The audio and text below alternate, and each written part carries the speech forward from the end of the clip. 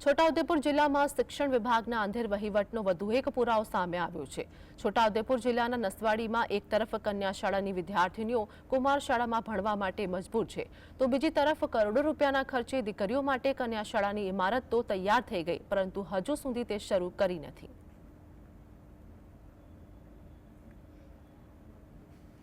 સામે આવી રહ્યું છે।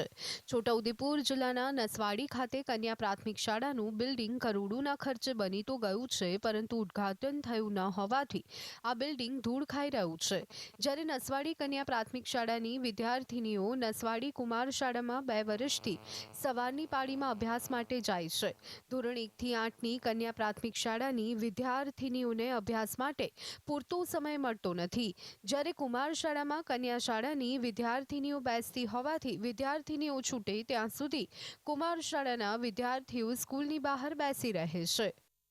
છોટાઉદેપુર જિલ્લામાં શિક્ષણ વિભાગના જે અધિકારીઓ છે તેઓ કુંભકર્ણની નિંદ્રામાં ઊંઘે છે। તેઓ કોઈ પણ જાતનું મોનિટરિંગ કરતા નથી।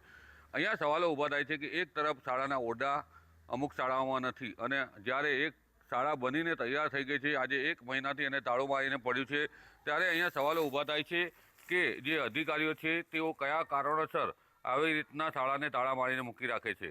હાલ તો કન્યા શાળાની વિદ્યાર્થીનીઓ હેરાન પરેશાન તો થઈ રહી છે, સાથે સાથે શિક્ષણ પણ તેઓનું બગડી રહ્યું છે।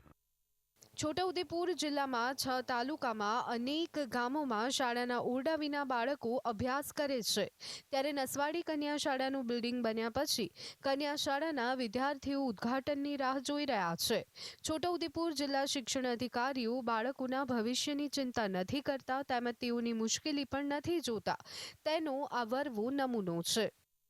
કન્યા શાળાનું મકાન 2 વર્ષથી કામ ચાલુ હતું। હાલ મકાન બની ગયું છે, થોડું ઘણું પતરવાનું કામ બાકી હશે, અને આ ગત 24 તારીખે 24મી જાન્યુઆરીના દિવસે ઉદ્ઘાટનનું પણ આયોજન હતું, પણ ચૂંટણીની આચારસંહિતાના લીધે ઉદ્ઘાટન થઈ શક્યું નથી, અને હવે પછી થોડા સમયમાં કદાચ ઉદ્ઘાટન થઈ જાય તો શાળાનો બાળાઓ કન્યા શાળામાં પછી અભ્યાસ કરતી થઈ જશે।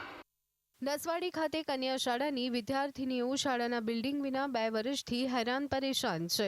તેવા સમયે ઉદ્ઘાટનની રાહ જોયા વિના આ બિલ્ડિંગમાં વિદ્યાર્થીનીઓને બેસાડવી જોઈએ।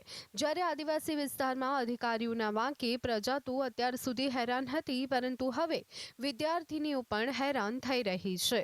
રફીક ધણીવાલા, GSTV, છોટાઉદેપુર।